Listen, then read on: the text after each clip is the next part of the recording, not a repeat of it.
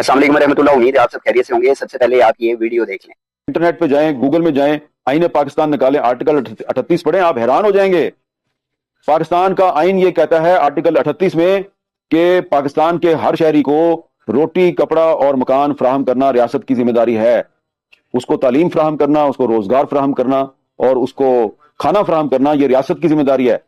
जी हाँ, ये है पाकिस्तान का आर्टिकल 38 और एक नामवर सीनियर एंकर पर्सन और जर्नलिस्ट हामिद मीर साहब की जुबानी अभी आप आर्टिकल 38 के हवाले से जान रहे थे। आर्टिकल 38 जो कि कॉन्स्टिट्यूशन ऑफ पाकिस्तान का हिस्सा है और इसे आईने पाकिस्तान के अंदर प्रिंसिपल ऑफ पॉलिसी का दर्जा दिया गया है, यानी पाकिस्तान की अवाम के मुआशी और समाजी हकूक के दिफा को यकीनी बनाना आर्टिकल 38 का एक अहम हिस्सा है। और इसकी अगर हम बगौर शिकों का जायजा लें तो इसकी जो सबसे अवलीन शिक है वो ये कहती है कि रियासत अपनी अवाम के लिए, अपने शहरियों के लिए एक बुलंद मियार जिंदगी फराहम करे और किसी भी किस्म के ज़ात, रंग, नस्ल या मजहब के तासुब को बालाए ताक रखते हुए एक यकसा और मुतवाजन माहौल कायम करे जो लोगों के मुआशी और समाजी तौर पर उनके लिए खुशहाली का बायस बने और दौलत की एक जो मुनसिफाना तकसीम है वो हो सके, यानी अशराफिया के हाथ में दौलत का इकट्ठा हो जाना आर्टिकल 38 इस बात को रद्द करता है।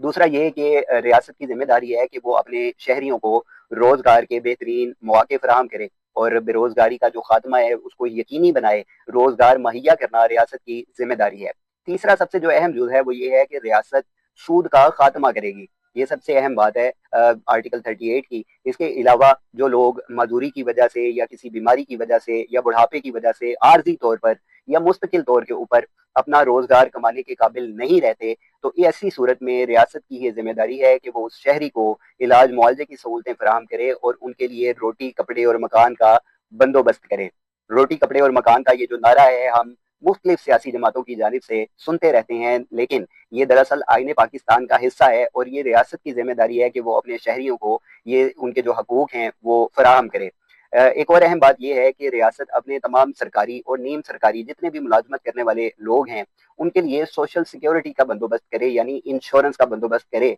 ये भी रियासत की जिम्मेदारी है और इसके साथ साथ यानी जो एक डबल स्टैंडर्ड रहता है अमीर और गरीब का जो फर्क है उसके अंदर तवाज़ुन कायम करने के लिए भी रियासत अपनी जो जिम्मेदारी है वो अदा करेगी। और फिर जितने भी पाकिस्तान के सूबे हैं उनके अंदर एक आप कह लें कि जो बजट की सूरत में सालाना तौर के ऊपर पेश किया जाता है कि सालाना तमाम सूबों को रकम फराहम की जाती है कि वो अपनी आवाम के जो हकूक हैं उनको मुकम्मल कर सकें। तो ये सब कुछ आर्टिकल 38 की बदौलत होता है। अगर आसान अल्फाज में समझाया जाए तो ये दरअसल एक सोशल कॉन्ट्रैक्ट है, यानी एक एग्रीमेंट आप इसको कह सकते हैं जो कि एक आम शहरी का पाकिस्तान की रियासत के साथ है कि पाकिस्तान का जो आम शहरी है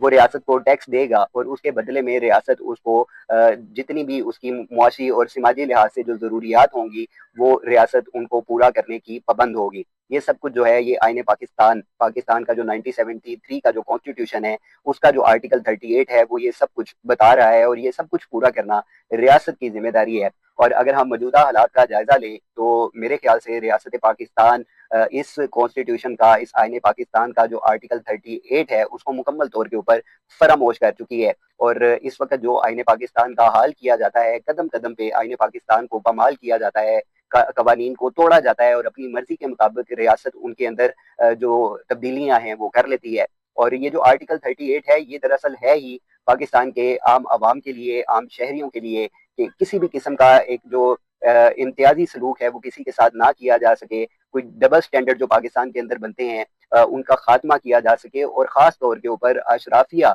जो कहलाई जाती है किसी मुल्क की, जो कि दौलत के ऊपर काबिज हो जाती है और इससे फिर जो आम शहरी होते हैं, रियासत की जो आम आवाम होती है उनके हकूक की जो पामाली की जाती है, तो ये आईने पाकिस्तान कहता है कि इसको ख़त्म किया जाए और रियासत जो है वो अपनी जिम्मेदारियां अदा करे। अगर मौजूदा हालात का हम जायजा लें तो बिल्कुल ऐसा ही लगता है कि जैसे रियासत इन तमाम आर्टिकल्स को जिनका ताल्लुक आम आवाम के साथ होता है उनको फरामोश कर चुकी है और सिर्फ आर्टिकल 6 के ऊपर उनका फोकस है कि वो किसके ऊपर, कब, कैसे और कहाँ जो गद्दारी के मुकदमात हैं वो डाल दें। जबकि जो असल हकाइक हैं जिनकी जो डायरेक्ट रसाई आम आवाम तक होती है उसको हर तरीके से फरामोश कर दिया जाए। और आसान तरीके से अगर मैं आपको समझाने की कोशिश करूं तो एक आम पाकिस्तानी एक 100 रुपए के पीछे 18 रुपए जो है वो एक जीएसटी टैक्स जो है हुकूमत को अदा करता है। और इसमें भी बार दफा जो ज्यादती है वो भी देखने को आती है। आप एक सुई से लेकर घर या गाड़ी तक जो कोई भी चीज आप खरीदते हैं तो उसके ऊपर आप गवर्नमेंट को टैक्स अदा करते हैं। और इस टैक्स के बदले रियासत की जिम्मेदारी होती है कि वो अपने आम शहरियों को उनकी जो ज़रूरियात ज़िंदगियाँ हैं वो मुकम्मल करके दे, उनके लिए रोज़गार के बेहतर मौके पैदा करे, उनके लिए तलीमी निज़ाम के अंदर बेहतर मौके पैदा करे, उनको तिबी सहूलियात फराहम करे। और ये तमाम तर जो जिम्मेदारी हैं ये रियासत पाकिस्तान की हैं। और इसी आर्टिकल 38 के हवाले से हमारे एक बड़े प्यारे भाई जिनका नाम अय्याज सफदर सिंधु है, जो कि प्रोफेशनल एक लॉयर हैं, उन्होंने एक मूवमेंट का बाकायदा आगाज किया है जो कि इस वक्त पाकिस्तान के तूल अर्ज के अंदर 38 तहरीक के हवाले से, आर्टिकल 38 के हवाले से लोगों को आगाही दे रही है, उनको ये शऊर बेदार कर रही है कि वो तमाम लोग यकजा होकर आर्टिकल 38 के प्लेटफॉर्म से रियासत पाकिस्तान से मुतालबा करें कि जो आइन पाकिस्तान पाकिस्तान की अवाम को हक देता है उससे रियासत उनको महरूम ना करे। तो ये सारी एक आर्टिकल 38 की मुकम्मल जो पूरी एक सिचुएशन है वो मैंने आपको बताई है। और आप इसके ऊपर बगूर सर्च कर सकते हैं, आप गूगल के ऊपर आर्टिकल 38 कॉन्स्टिट्यूशन ऑफ पाकिस्तान 1973 जब लिखेंगे तो आपको ये आईने पाकिस्तान का आर्टिकल 38 मुकम्मल सामने आ जाएगा।